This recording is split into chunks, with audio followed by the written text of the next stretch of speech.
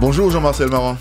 Bonjour Karl Sivat et bonjour aux auditeurs et auditrices de Martinique Première Radio. Monsieur le président de la Fédération des gîtes ruraux de Martinique, on est en décembre, autant dire qu'on est en train de se rapprocher de ce que l'on qualifie comme étant la haute saison touristique. Quels sont les premiers échos de cette nouvelle période forte pour notre destination ? Alors c'est vrai que nous constatons à notre niveau un frémissement, un nouveau redémarrage. Et parce qu'il est vrai aussi que la haute saison se positionne à partir de décembre, même disons fin décembre jusqu'à avril-mai. Alors nous avons constaté aussi, et tous les professionnels le disent, que l'acte d'achat de séjour est beaucoup plus, je dirais, tardif par rapport au choix du client. C'est-à-dire que quand le client décide de partir, il fait son choix peut-être 1 ou 2 semaines avant, contrairement à ce qui se passait avant. Donc aujourd'hui, nous constatons, si on regarde les ratios, les statistiques, que par rapport à l'année dernière, nous sommes encore en retrait de ce qui s'était fait au même mois de 2011. Sauf qu'il y a une étude qui vient de paraître, la Martinique serait dans le top 10 des destinations des Français pour Noël notamment.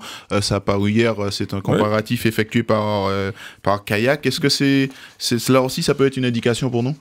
Oui, ça peut être intéressant. De toute façon, quand on regarde la situation météo sur le continent, bon, on ne peut que se réjouir pour nous.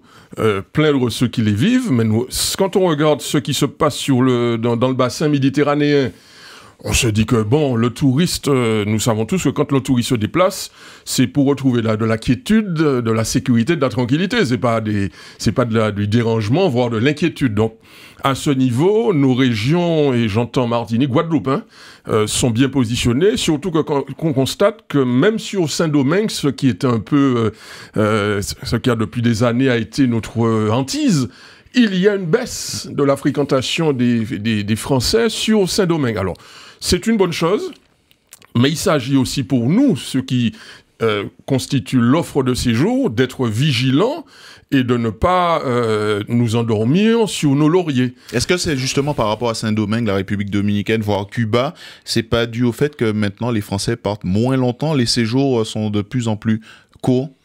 C'est un élément. Il y a un élément aussi de sécurisation.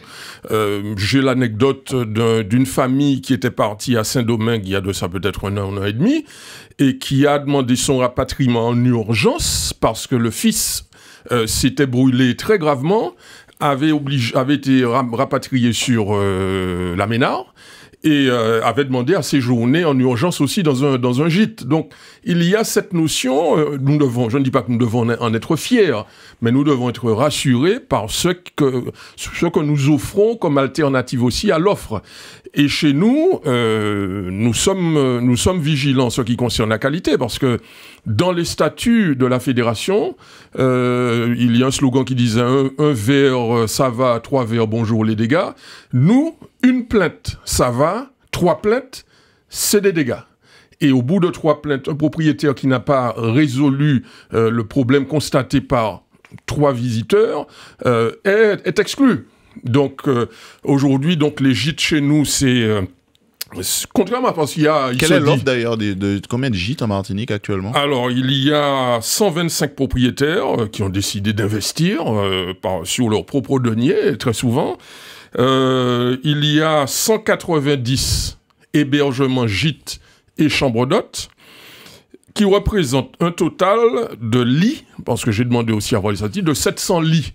C'est-à-dire, à l'instant T, un jour J, nous sommes susceptibles d'accueillir 700 personnes d'un coup. Mais ça, on est loin de ce qui se dit ici, que les gîtes, c'est le pactole, que les hébergements chez l'habitant tirent de la clientèle, ôtent de la clientèle, ôtent le pain de la bouche des hôteliers. Non, il est vrai que mon objectif aujourd'hui, c'est d'aller à 7000 clients sur l'année qui vient. Donc 2013. 2013, on en était à 6000 sur 2011, on est à 5000, mais en fin décembre, on n'est pas encore fini.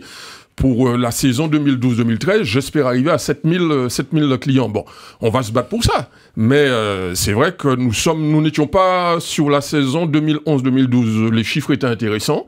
Nous sommes montés à 60% de taux d'occupation, c'est vrai.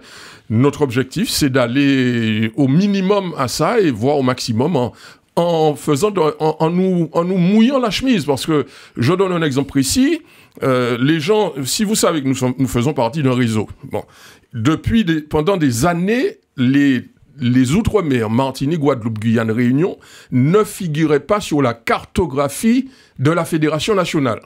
Je me suis battu pendant des années, moins 2 ou 3 ans, avec mon collègue de la Réunion, pour arriver à obtenir enfin que l'Outre-mer figure sur la cartographie de la Fédération nationale. Donc aujourd'hui, un client, parce que la majorité des clients travaillent par Internet, ils savent ce qu'ils veulent, ils réservent leur séjour par Internet. Quand ils vont sur la carte nationale de la Fédération, ils voient effectivement, il y a des gîtes à la Martinique, il y a des gîtes à la Guadeloupe. Ça va, donc nous allons vers la destination soleil française. Alors on note que vous parlez beaucoup plus de visiteurs que de touristes ou de clients. C'est aussi un label afin de favoriser le contact, le lien entre celui qui vient visiter la Martinique et puis la population. Alors, j'ai l'habitude de dire que nos visiteurs arrivent ici en clients, ils repartent en amis. C'est ça l'éthique des gîtes, l'accueil chez l'habitant. Il faut savoir que le client qui arrive, le visiteur qui arrive et découvre tout de suite le pot d'accueil. L'eau de coco, les acras, le jus maison, discute avec le propriétaire, reçoit des conseils de visite. C'est ça qui fait le label accueil chez l'habitant. Aujourd'hui, si un certain nombre de communes ou d'offices du tourisme, voire d'hôtels, ont mis en place ce concept, tant mieux. Ça veut dire que nous ouvrons les bras de la même manière que les visiteurs ouvrent leurs oreilles et leurs yeux à la découverte de notre région. Est-ce qu'on pourrait dire que proximité et authenticité sont aujourd'hui des atouts pour la destination Martinique, notamment dans les relations avec vos visiteurs ? Mais tout à fait. Et ce n'est pas chez nous seulement. Hier, nous étions en séminaire au comité martiniquais du tourisme. Vous cliquez authenticité, séjour authentique, vous avez 150 pages à travers le monde de séjours authentiques. C'est ça que recherche le touriste. Voyez ce qui se passe le vendredi soir à Gozilay. Ce ne sont pas des rues pavées de diamants, ce ne sont pas des villas luxueuses qui accueillent les clients. Et pourtant, les rues de Gozilay sont encombrées le vendredi soir, le Friday night, parce que les gens recherchent ce qui les différencie.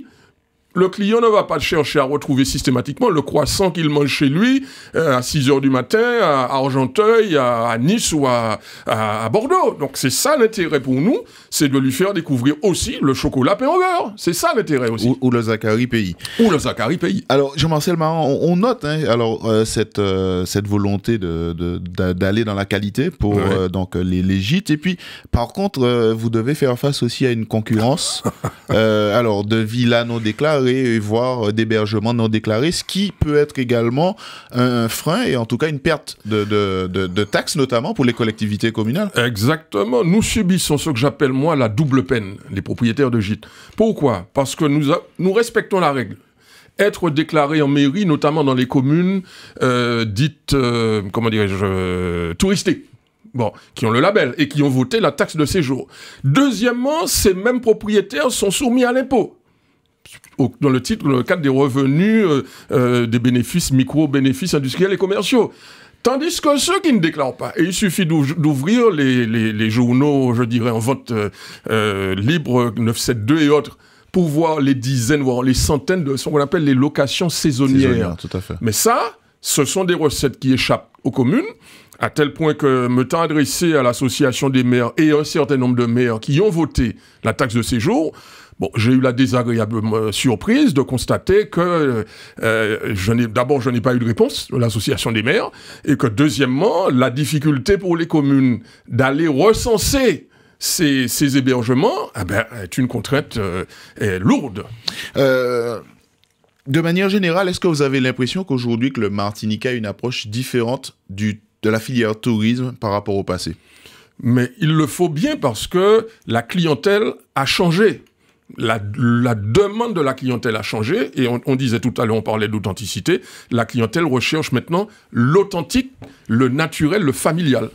Aujourd'hui, même si on sait que la promotion de la destination à l'extérieur, c'est l'affaire du CMT, oui.